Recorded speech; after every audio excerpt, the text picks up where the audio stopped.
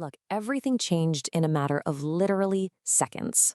One moment, you're watching the confetti rain down on the Seattle Seahawks. The Lombardi Trophy is hoisted up, right? And an entire city just erupts in pure, unadulterated ecstasy after what was a brutally grueling, physically punishing season. They are the champions of Super Bowl 60. It's the ultimate culmination of thousands of hours of unseen sacrifice. But here's the reality check. In the rootless, unforgiving world of the National Football League, that clock, it never actually stops ticking.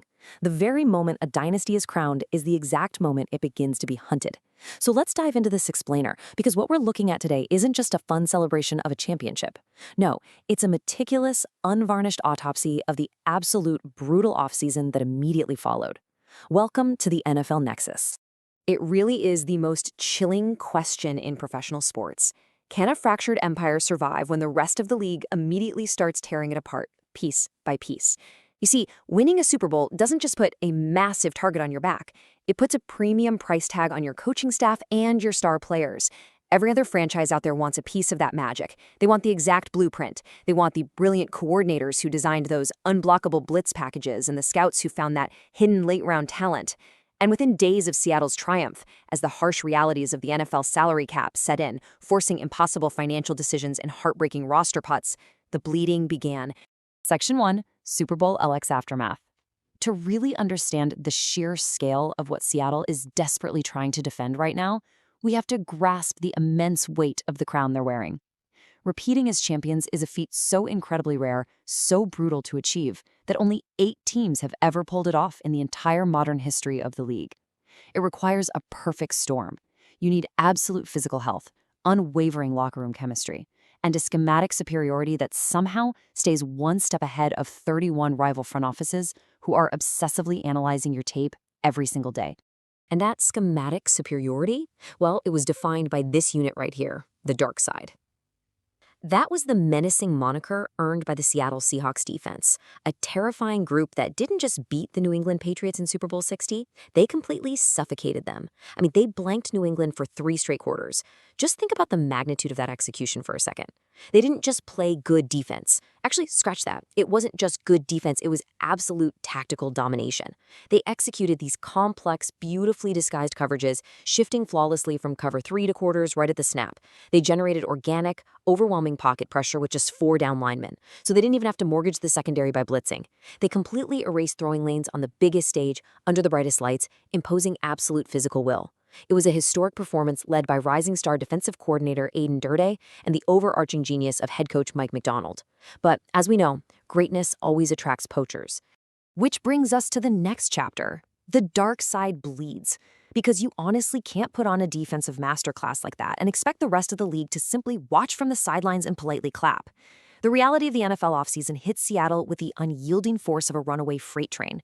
The front office doors were kicked wide open, and that championship core was immediately under siege from rival organizations armed with massive checkbooks and promises of grand promotions. Let's break down this exodus, because it happened incredibly fast. First off, they lose the brilliant architect of their offense, coordinator Clint Kubiak, who was swiftly poached to become the head coach of the Las Vegas Raiders. Then, the unthinkable, the agonizing departure of Super Bowl MVP Kenneth Walker III. You don't just easily replace the entire heartbeat of your ground game. This was the exact guy who dictated the time of possession, routinely broke first contact, and forced opposing defenses to desperately stack the box, which, by the way, organically opened up the entire play-action passing game. Then, the defensive stalwarts follow him out the door. Rick Woolen, Kobe Bryant, explosive edge rusher Boy Maffei, gone. These aren't just rotational depth pieces, guys. These are foundational, tone-setting pillars of a championship identity, all ripped away in a matter of mere weeks. The brain drain, the talent drain. It is absolute, terrifying devastation. A new offensive mastermind. With the offense totally stripped of its trusted play caller and its premier running back, the pressure inside that Seattle building mounted exponentially. The front office had to move incredibly fast to stop the bleeding, right? So they turned their sights to the San Francisco 49ers coaching staff, bringing in their highly touted tight ends coach Brian Fleury to immediately take the reins. But stepping into the shoes of a Super Bowl winning coordinator tasked with keeping a rapidly closing championship window propped open, that is an unimaginably high-stakes gamble. And the immense burden of this gamble falls squarely on the shoulders of one guy. 7. I want you to just sit with that number for a second. 7. That is the staggering number of offensive coordinators quarterback Sam Darnold will have played for in the last 6 years. To put that into perspective, think about the crushing psychological toll of that reality for a professional signal caller. 7 entirely different vocabularies to memorize. 7 different overarching philosophies on exactly how to attack defensive leverage. 7 different ways to read a rotating safety pre-snap. 7 different cadence rhythms to master at the line of scrimmage. And 7 completely different expectations of how to execute on a critical 3rd and long when the season is on the line. Just as a 28-year-old quarterback finally finds a system that unlocks his true potential and wins him a ring, the rug is violently pulled out from under him, and he is right back to square one in the classroom. Because what Darnold achieved under Clint Kubiak last year was nothing short of a spectacular career resurrection. Let's dive into the granular details of Sam Darnold's 2025 standard. A career-best 67.7% completion percentage, over 4,000 passing yards, 25 precision touchdowns. These are not just your conservative game manager numbers designed to protect the football. No way. These are elite championship caliber metrics. This exact statistical output and pinpoint efficiency was the offensive balance that allowed the dark side defense to rest, recover on the sidelines, and play hyper-aggressively with multi-score leads. And now, all of this production, all of this hard-earned confidence, and the delicate rhythm of the offense is at profound risk of regression. But here is the saving grace, the deeply rooted shared DNA. Both Clint Kubiak and Brian Fleury stem from the exact same fundamental root, the renowned Kyle Shanahan coaching tree. Back in 2023, while Kubiak was operating as the passing game coordinator in San Francisco, Fleury was right there with him in the trenches, coaching the tight ends and helping design the heavy personnel run packages that punished defenses. And guess who was the backup quarterback sitting quietly in that very same room, absorbing the scheme? Sam Darnold. So this transition isn't a total teardown of the playbook. It's really more of a nuanced translation of a complex football language they all already fluently speak. Which leads us to a fascinating, deeply important revelation from OTAs. Read this quote from Darnold right here. Thankfully, it hasn't been too much of a transition. It's a lot of the same stuff, but a couple different wrinkles here and there. The stoicism here is profound. Darnold has praised Fleury's incredible holistic command over the entire offensive system, both the wide zone run game and the intricate play-action pass concepts. This isn't just your standard mandatory PR talk fed to beat reporters. This is a battle-tested veteran signaling to the rest of the league that the offensive engine in Seattle is absolutely not broken. It's just getting a meticulous tune-up. Kupp defies father time. And that critical veteran presence extends far beyond just the quarterback position. Look, if you thought the Seahawks were bleeding too much talent to remain competitive, you really have to look closely at the hardened warriors who absolutely refused to leave the battlefield. After being unceremoniously released by the Rams in 2025, Cooper Kupp found a new home, a revitalized purpose, and a second ring under the blindingly bright lights in Seattle. But reality is a heavy anchor, and that reality is the number 33. In the National Football League, turning 33 as a slot wide receiver who takes relentless punishing hits over the middle of the field, it's literally like walking a fraying tightrope over an active volcano. The athletic cliff comes for absolutely everyone, and it comes fast. After enduring a brutal stretch of lower body injuries, fighting through grueling, solitary rehabs completely away from the team, and playing just 33 games across a taxing, physically demanding 3-year span earlier in his career, the media rumors were swirling loudly. The narrative was pretty much written for him. Go out on top, take the win, protect your long-term health, and retire a legendary champion. But those loud rumors completely ignored the sheer grit and competitive insanity of Cooper Kupp's 10th professional season. Just look at this incredible playoff resurrection.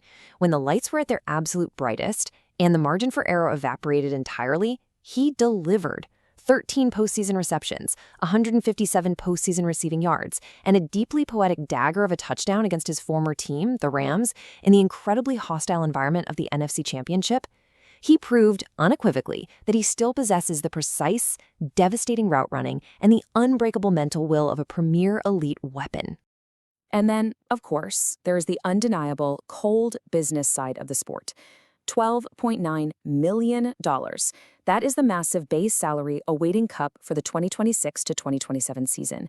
It's a huge financial commitment that locks the franchise in, heavily structured in base guarantees that severely impact Seattle's future salary cap flexibility. But make no mistake, For a player who has already secured a Super Bowl MVP trophy and Offensive Player of the Year honors, it's rarely just about the guaranteed money anymore. It's a heavy, deeply personal scale weighing that immense financial allure against the compounding, brutal physical toll of playing professional football at the highest level. So, did the thought of hanging up the cleats and walking away from the violence ever cross his mind? His answer was definitive, completely shutting down all the outside noise. Read this, never for a second. I'm loving playing this game too much. That is the authentic quote of a man completely addicted to the daily grind, relentless in his obsessive pursuit of a third championship ring. Cooper Kupp is staying in Seattle. And the Seahawks, with their depleted roster, are going to desperately need every single ounce of his veteran fight. The Houston Texans' threat. Because the horizon, it is completely dark, with terrifying incoming threats. If Seattle's defining trait is their dominant, suffocating defense, they are about to look directly into a horrifying mirror. The AFC has bred a monster, specifically engineered to counter them. Let's compare these defensive titans directly. Last season, out of 32 NFL franchises, exactly 2 teams managed to allow fewer than 300 points over a grueling 17-game schedule. 2! The Seattle Seahawks and the Houston Texans. To hold modern NFL offenses under 300 points across an entire season is almost statistically impossible. The dark side boasts the interior dominance of Leonard Williams and a terrifying rising force in Byron Murphy II. But Houston answers right back with a sheer, unadulterated violence off the edge from Danielle Hunter and Will Anderson Jr. This is basically a cold war of defensive superpowers, rapidly stockpiling elite pass rushers, just waiting to violently collide on the Super Bowl stage. But here's the kicker. While Seattle spent the spring desperately trying to stop the bleeding and holding the line, Houston went on a ruthless offensive arms race. They didn't just stand pat and rely on their defense. They traded for a bruising downhill runner in David Montgomery, a back who thrives on punishing contact. They massively reinforced the interior trenches by signing absolute maulers in the run game. We're talking pulling guards like Wyatt Teller and Braden Smith, massive guys who clear paths with bad intentions. They took an already elite defense and deliberately engineered a violent, heavy-handed, physically imposing offense to perfectly complement it. They are meticulously building a juggernaut specifically designed to physically break and dethrone Seattle. In the NFL's ruthless mathematics, they're entirely in Houston's favor. The Texans possess the league's easiest rest differential. That means they consistently face teams coming off shorter weeks than they are, enjoying a massive recovery advantage. Plus, they have one of the statistically easiest opponent schedules, based on projected win percentage. Meanwhile, the Seahawks are staring down a brutal, uphill gauntlet of rested, highly motivated division rivals. It is an incredibly arduous path for Seattle just to survive the NFC meat grinder, let alone arrive at the Super Bowl in February with enough healthy bodies to match Houston's rested, deeply fortified army. The nexus of NFL history. We are genuinely witnessing a monumental collision course here. You see, this explainer isn't just about one single franchise trying to defend a title against all odds. It's about exactly how Seattle fits into a league that is currently undergoing massive, foundational, seismic shifts. Everything around them is violently changing.